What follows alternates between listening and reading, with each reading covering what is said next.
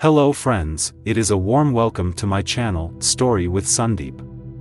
In the ongoing story of Mountain of the Moon, we discovered Shankar, a boy who loves adventure and dreams of Africa. Shankar gets a chance to go to Uganda, but due to lions' nuisance he didn't continue there. And got a job as a station master at a small station of Kisumu. There is also lions' nuisance. But most terribly there is snake infestation. One night, he luckily survived from the attack of Africa's cruelest and most ferocious snake, the black mamba.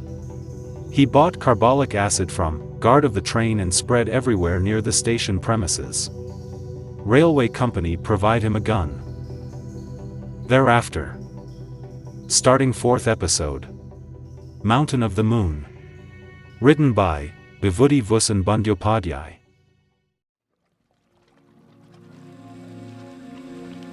There was hardly any water at the station. The water that is available from the train can be used for cooking and drinking. Shankar had almost no water to take a bath. The well too had dried up completely. One day, Shankar came to know that there was a lake about 3 miles away, where the water was good. More interestingly, there were fishes in the lake. One day, after the morning train left, Shankar walked down to the lake. Eager to get into the cool water, and to catch some fish. He had got fishing equipment, which he was brought from Mombasa. A Somali porter showed him the way. The lake was not large, had yucca tree and tall grass around it. After swimming in it for some time, Shankar sat down, holding a fishing rod. Within 2 hours, he was able to catch a number of small fish that looked somewhat like catfish. He wanted to continue fishing for some more time, but he had to reach the station in time for the afternoon train. Since then, he began going to the lake often. Sometimes, he had a porter for company. But often, he went alone. The problem of taking baths was solved. Gradually, the summer became worse. The dreadful summer of Africa. It was difficult to go out in the sun after 9 in the morning. After 11, the savannah seemed to catch fire. But Shankar's colleagues from the trains told him this was nothing compared to the summer in Central and South Africa. Soon, an incident took place that changed Shankar's life. One day morning, Shankar went for fishing. On afternoon around 3. While returning from the lake, he was about a mile away from the station, when he heard someone groaning in the scorched grassland.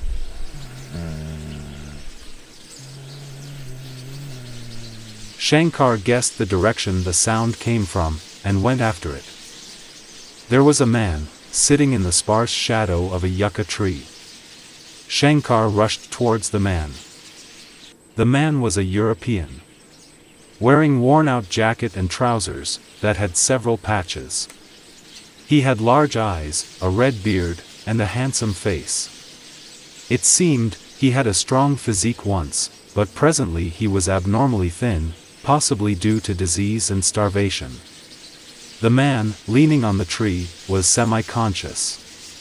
A faded Stetson hung on one side of his head, and a khaki canvas bag lay by his side. Shankar asked him in English, "Where are you from?" Without saying anything, the man made a sign with his left hand and say, A little more water. I need some water." Shankar said, "Sorry. I have no water with me. Can you lean on me, and walk up to the station?" With great difficulty, the man walked for some distance leaning on Shankar. Towards the end, Shankar had to carry him on his shoulder. That delayed him. The afternoon train had come, and gone in his absence.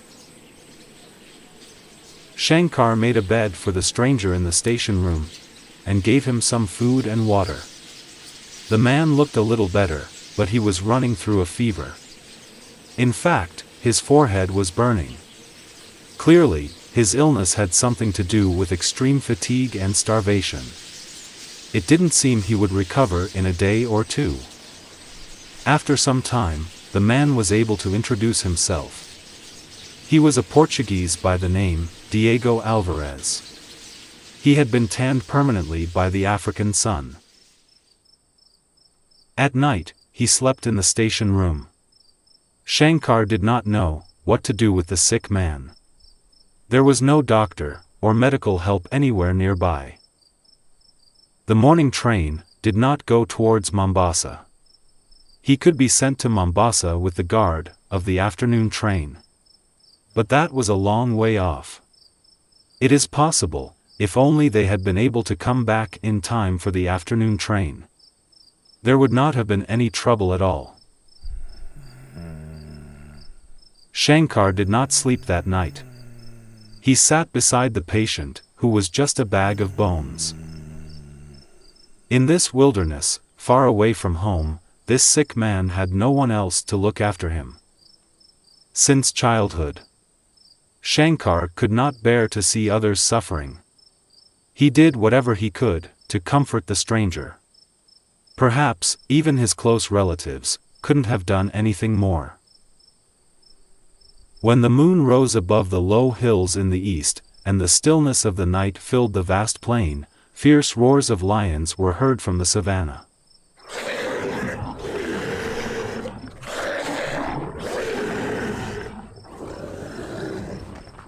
The sick man was in a slumber. On hearing the lions, he got up with a start. Shankar said, "Don't be afraid. The lions are far away, and the door to this room is bolted."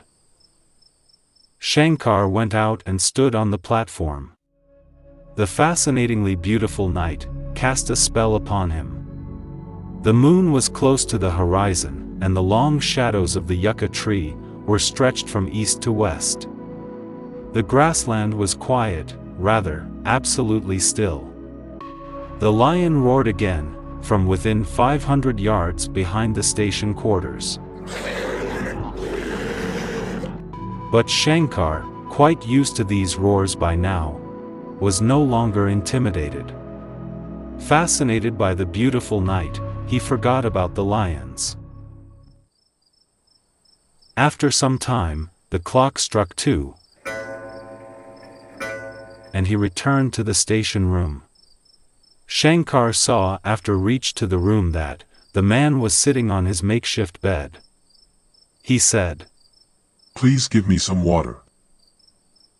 The man spoke English fluently. Shankar poured some water from the canteen for him. By that time, his temperature had dropped. It was rather frosty. The man said, "Hey, what were you saying? You were saying I was afraid. Diego Alvarez will be afraid." "Young man, you don't know who is Diego Alvarez." A faint smile played upon his lips, a smile that conveyed despair, dejection, and sarcasm, all at the same time. The effort of talking seemed to have exhausted him. He sank back in the bed once again. Shankar watched the man closely, and felt that he was not just an ordinary, run-of-the-mill European fortune-seeker. Shankar's eyes chanced upon his fingers. They were strong and stout. The veins showed on his arms like threads. He had strong jaws underneath the red beard. Everything about him indicated a robust character. With the fever gone, the real man seemed to be emerging slowly.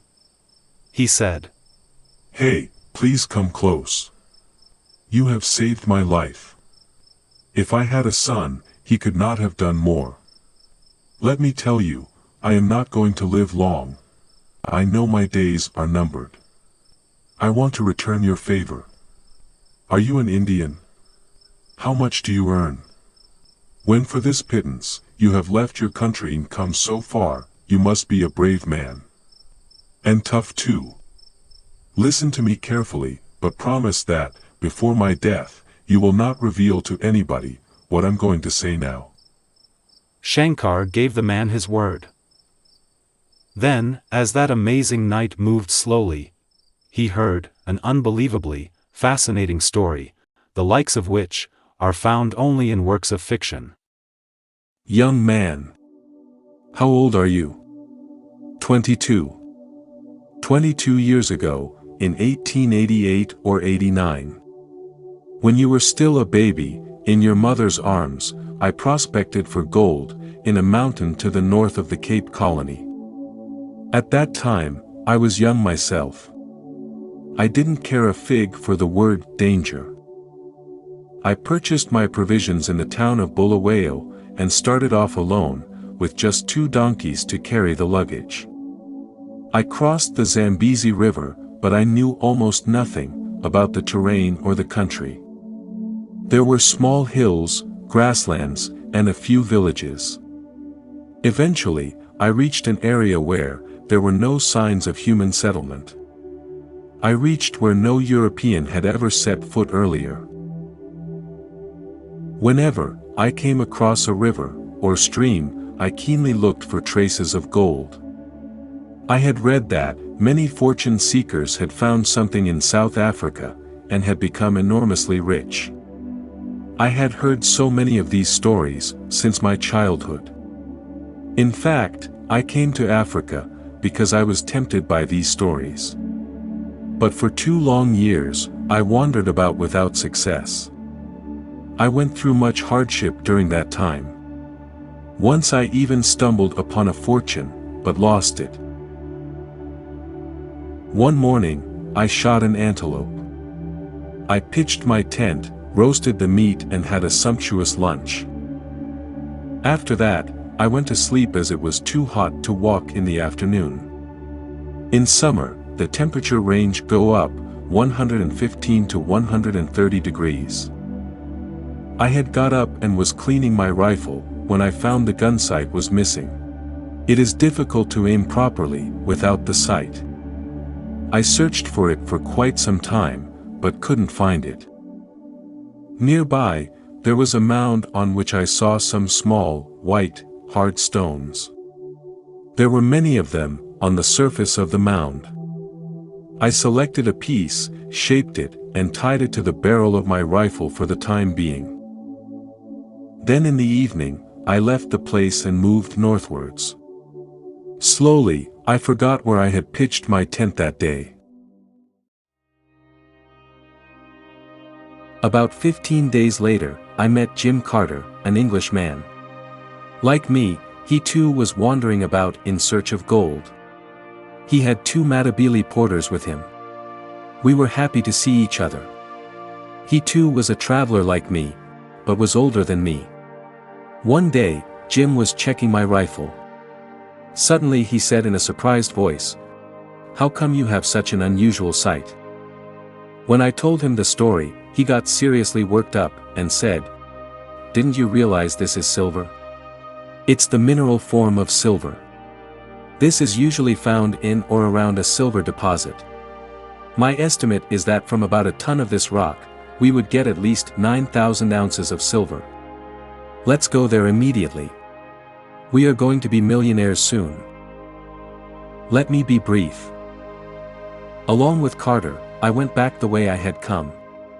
But despite our best efforts for 4 months, despite suffering terribly, despite losing our way in the cruel, flat, desert-like veldt, despite having several close encounters with death, I just couldn't find that place.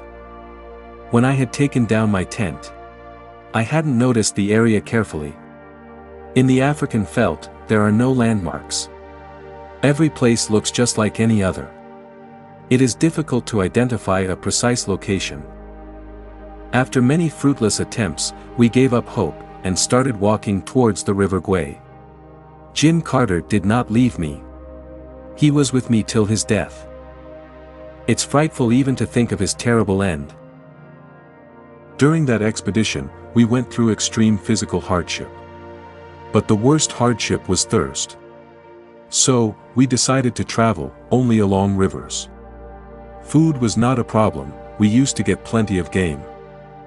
When we came across villages, we bought sweet potatoes and chicken. Once, we crossed the Orange River, and stayed in a village about 50 miles from the river.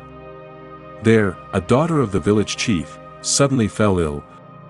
We saw a small naked girl of 5 or 6 violently thrashing about in pain. She had a bad stomach ache. All the villagers were crying and running around, convinced that the girl was under the spell of an evil spirit. They were also convinced that the spirit would be satisfied only after killing the poor child. After asking her parents, we gathered that she had gone to the jungle, and the spirit had entered her body there. I guessed she would have eaten too much of some wild fruit, and it was those fruits which were causing all the trouble. I asked her whether she had eaten any fruit in the jungle. Yes, she had. Were the fruits unripe? No, not the fruit. She had eaten the seeds. The seeds were the edible part of that fruit. The visiting spirit left after a dose of homeopathic medicine from a box of medicines we had with us. We became honored as guests of the village. We stayed there as the chief's guest for 15 days. We used to shoot large eland antelope and invite the villagers for dinner. When we were leaving the village, the chief said, "You people are fond of white stones, aren't you? They are good to play with. Shall I get some for you?" Wait a minute. Soon, he came back with a stone as big as a fig. Jim and I were stunned. A diamond. An uncut diamond, collected from the surface of a diamond reserve or mine. The chief said, "Look at the high mountain far away. The one which looks hazy. You can reach the place within a moon. We have heard that plenty of these stones are found there, although we have never been there. It's a dangerous place, the domain of the demon Bunyip." Many moons ago, 3 daredevil men from our village went there, ignoring all warnings. They never came back. On another occasion, a white man like you were here. This happened many, many moons ago, in the time of my father or maybe grandfather. He too went there but did not come back. As soon as we left the hamlet, we checked our maps. The hazy mountains far away were the Richtersvelds, the most treacherous, impenetrable, and unknown area in southern Africa. Except for a few brave heart geologists, no civilized man had ever been there. Most of the regions of this thickly forested mountain were uncharted. There was no map. Nobody knew anything about the place. Both Jim and I could feel the blood racing in our veins. We were convinced that the mountain and the forest were waiting for us, with their enormous secret treasure. We just had to go there. After trekking the difficult terrain for 17 days, we reached the dense forest at the foothills of the Richtersveld. I have told you that this mountain is in one of the most difficult places in South Africa. We did not find human habitation there. The jungle looked solid and impenetrable. It was as if no woodcutter had ever been there. We reached there an hour before sunset. Jim suggested that we pitch our tent there, and we stopped at that point for the night. Jim gathered dry twigs for lighting a fire, and I started cooking. We had shot 2 wildfowls in the morning. We would roast them for our meal. I was busy plucking the feathers off the birds, when Jim said, "Please leave the birds. Let's have some coffee first." The fire was roaring. I put the kettle on, and started working on the birds again when we heard a lion roar from close quarters. As Jim left with his rifle, I told him, "It's getting dark, don't go too far." I was still skinning the birds, when I heard 2 gunshots. After a few seconds, there was another noise. Then it was all quiet. 10 minutes passed. Seeing no sign of Jim, I took my rifle, and went out towards the direction of the sound. I saw Jim coming, pulling something heavy. He said, "An excellent hide. It will be finished by hyenas, if left outside. Let's drag it to the tent. we dragged the huge lion close to the campfire. Soon it became dark. We had supper and tucked ourselves in. Late that night, we were awakened by the roars of a lion.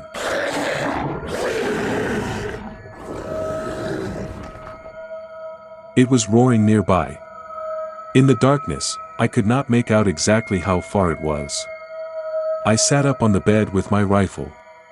Jim said in a sleepy voice, "Must be the mate of the one I killed." He turned around and fell asleep immediately. I went out, and found the fire had died out. Some dry sticks were still left. I lit the fire again and went back to bed. The following day, we entered the forest in the morning. After some time, we met a few locals. They were in the jungle to hunt. We tried to tempt them with tobacco, and make them work as our porters and guides. They said, "You have no idea about this place. If you had, you would not have made such a silly offer. No one goes deeper into this jungle. Once you cross the low hill in front of us, you will reach a densely forested stretch of plain. And you will see another hill on the other side of the plains. That hill is much higher. The valley between the two hills is dangerous. The Bunyip lives there. No one ever returns from Bunyip's territory. Nobody goes there. You expect us to walk into the jaws of death for a little tobacco? You too ought to give up such crazy ideas." We asked, "What is a bunyip?" They did not know. But they made it clear that, although they did not know what bunyip was, they knew well how destructive it was. Neither of us knew what fear meant. Particularly Jim. He insisted that we crack the puzzle of bunyip, whether we discovered diamonds or not. If only I had known that fate was leading Jim to his death. The elderly man looked worn out, after the long monologue that had cast a spell on Shankar. He looked at the patched-up clothes of the dying man, his stout arms criss-crossed with veins, his steely blue eyes under conjoined gray eyebrows. Shankar silently bowed to him. A real man. Shankar had not met anyone like him before. The man said, "Another glass of water, please." After a few gulps, Diego Alvarez picked up the thread of his story. Thereafter, we continued our journey through the forest. There were tall trees and huge ferns, and countless colorful orchids and lianas. In some places, the bushes under the trees were so thick that we could hardly move forward. The undergrowth was dense, and some of them had sharp thorns. The foliage was so dense that we wondered whether sunlight ever entered that jungle. The sky could not be seen. The jungle was home to a large number of baboons of all sizes, and they were a menace. Not scared of humans, they gnashed their teeth at us. Some male baboons were very aggressive, but our guns kept them at bay. Jim said, "Let's look at the sunny side. There will never be shortage of food here." We walked through the jungle for a week. Jim was right. Every day, we killed a baboon for our meals. Many streams cascaded down the mountain, so there was no shortage of water either. But drinking water from the streams had its own problems. One day, we stopped next to a stream, and lit a fire for roasting baboon meat. Jim was thirsty, he drank plenty of water from the stream. In a short while, he had violent stomach cramps and started puking. I know a little bit of science. I tested the water, and found it had a high level of arsenic. Possibly upstream, the water flowed over a layer of arsenic. I gave Jim a homeopathic medicine from my medicine box. By evening he was better. In that forest, except for the baboons and a few poisonous snakes, we found no animals. Without, of course, counting the birds and the butterflies. Only in tropical rainforests do you see such a variety of birds and butterflies. First, we came across a relatively lower range of the Richtersveld Mountains. After crossing it, we camped in a dense forest in a valley. A narrow stream flowed through the valley. We were happy to find the stream, because rich minerals are often found in or around such streams. We started testing soil samples from the riverbed and nearby areas, but there was nothing precious. There was not a speck of gold. We began to lose hope after about 3 more weeks. One evening, as we were drinking coffee, Jim said, I have a feeling we will find gold here. Let's stay put for some more time. 3 more weeks passed. Baboon meat became intolerable. Even a fellow like Jim seemed to be giving up. I said, enough is enough. Jim, let's go back. The tribal chief played a trick on us. There is no fortune here. Jim said, this mountain has many parallel ridges. I won't leave before checking them all. One day, while sieving sand from the riverbed, Jim and I saw a half-buried piece of yellow stone among the pebbles. Our faces lit up with surprise and happiness. Jim said, Diego, at last, reward for all our hard work. You know what it is, don't you? I knew. The famous yellow diamond of South Africa. But our happiness was, unfortunately, premature. We found no diamond deposit nearby. The stone had been carried downstream by the flowing water. It only implied that in that vast, impregnable forest up the river, somewhere, there was a reserve of yellow diamonds. The stream had brought down just one piece. It would be a formidable task to pinpoint the deposit proper. We were prepared to accept the challenge. But the demon that protected that enormous fortune of diamonds interrupted our mission quite abruptly.